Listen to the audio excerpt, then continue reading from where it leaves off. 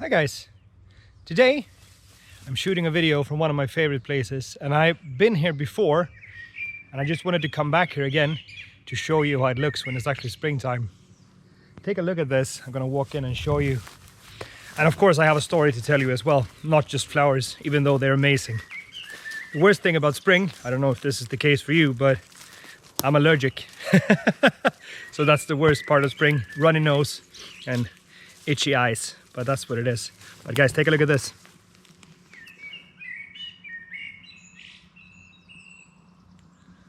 It's just white from all the flowers. So nice, white and green everywhere. Either way, I want to talk to you about something today that I think is really important, as I experienced this a lot of times, and I had a client of mine who called me earlier today actually to ask me my opinions and get some advice on it. And it's about fear, and it's about not knowing if you should go ahead and do something, or if you should wait, or if you should do something completely different.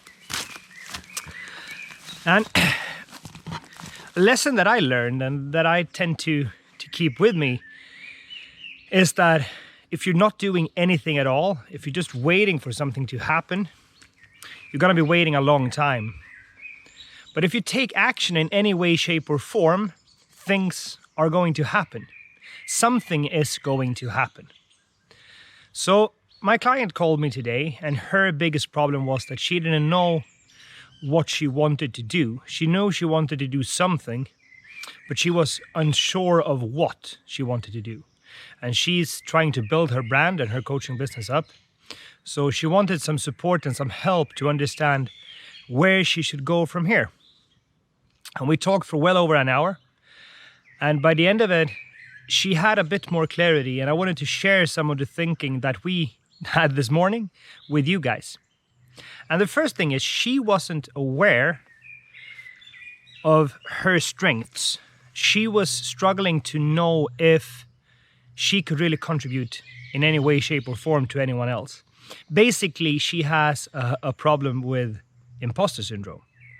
And if you ever felt like you don't know if you should do this, or if you are worthy enough, or if you know enough, or if you actually have the skills required to help someone else, if you go into that type of thinking, most likely you're struggling with some type of imposter syndrome. And the reason for this, and I think this is really interesting as well, is that we tend to think and compare to others.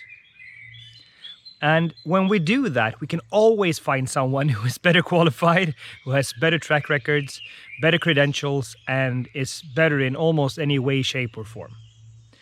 The thing is, it doesn't really matter. Of course, Tony Robbins is going to do a fantastic job working with you, helping you get with your life and coaching you. He's an amazing guy and he has an amazing track record. Of course, he's going to be awesome at doing that.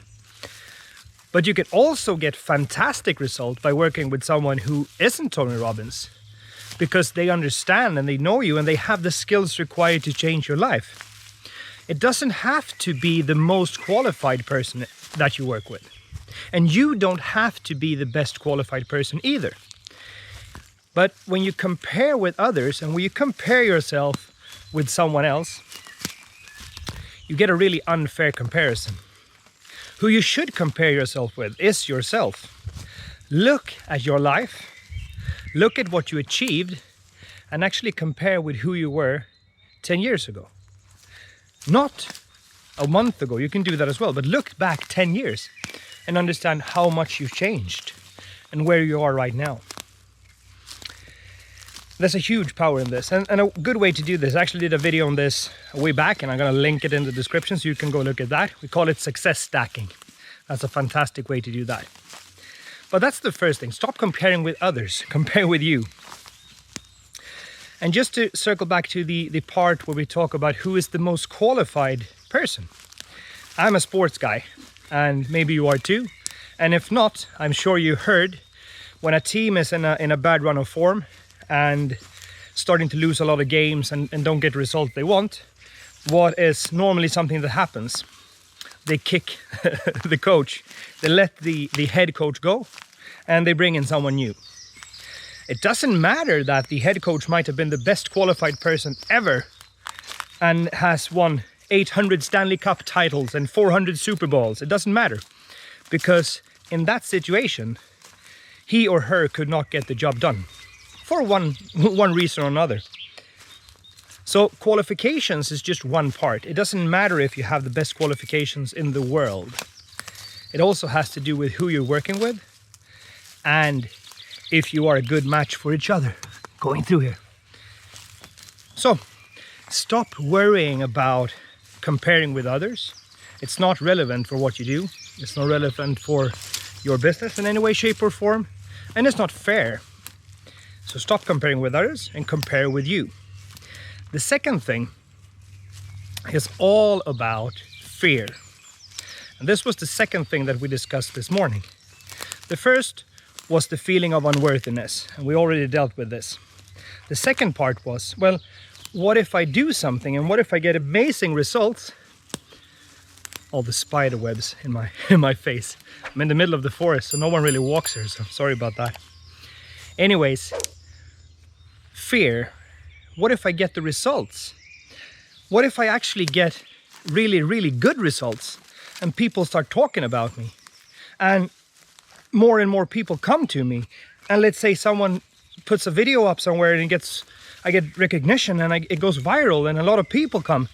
I don't want to be recognized on town. I don't want people to know who I am. I mean, I don't want to be a celebrity. I just want to help people.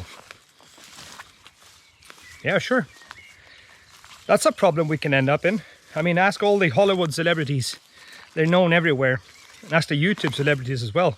They're known everywhere also. But is it really a problem though? And should we really focus on problems like that? Or should we focus on more relative problems? I mean, if you're starting out as a coach, or if you have a coaching business and you've been doing this for a few years, chances are that maybe a couple of hundred people know you professionally. If you're doing really well, maybe 1,000. But more than that, it's kind of unlikely to have. So worrying about you getting too famous is kind of a waste of time, I would say. And the thing is, not a lot of people like to hear this, but this is the truth. You will never, ever get less problems. You will always have problems. The more success you have, and the more you grow as a human being, the bigger the problems will be. A friend of mine, a multi-millionaire, his problems are completely different to mine. He needs to think about how to actually manage his fortune and his money to not get taxed in a way that would destroy his financial situation. That's his problems. And that's a problem hopefully both you and everyone else you know will end up having, that you need to manage your tax in a different way. But if you're honest right now, is that a problem you should be focusing on now? Or is that a problem you should maybe worry about later? We tend to find all of these problems and create all of these problems around things that we really don't have to worry about. That we really don't have to go around thinking is a problem. You're going up a mountain, you're going up to the mountaintop, that's where you're heading. And you're worrying about that it might be a ravine or a place you have to climb that you won't get by 3,000 feet from here. Don't worry about things like that. If you're starting out, your biggest problem that you should be worrying about right now is how do you enroll more clients? How do you sign up more clients? How do you build your brand? How do you build your marketing? And how do you have the impact you want to have? That should be top priorities. Not if you get so successful that people actually know your name, and when you go down to McDonald's and get a burger, someone's going to come up and want to talk to you because you're so famous. When that day comes, if it comes, you'll deal with that then. But stopping and not taking action right now because of problems you think you might have in the future, I would say that's the biggest reason people fail in business and in life. And that's why dreams die, my friends. That's why dreams die. Don't let your dreams and visions die based on you and your fear stopping you. Go ahead right now and take action. Do the things you want to do. And someone once said, and I think it's a wonderful quote, I think it was T. Harv Eker, at least it's where I heard it first. He said, if you want success, you got to get comfortable being uncomfortable. And to me, my friends, that's exactly what you need to do. And if you're starting out as a new coach, or if you're running your coaching business already, but you want to have better results, more accelerated results, and an easier time actually running your business. Sorry, guys. Actually, an easier way to running your business. Down below, you will see a link to our guide. And it's a step-by-step guide for how I built my coaching business and how I helped coaches build their businesses to actually make them sustainable and profitable in a way that works with you without you having to be a marketer beast, because most of us aren't. We're just good people trying to change people's lives. So go pick up the guide. It's down below or somewhere else on the site, and enjoy it. And if you have any questions or anything you want to add to this video, go down to the comments below and let us know. My friends, take a look at this beautiful scenery and have a wonderful day.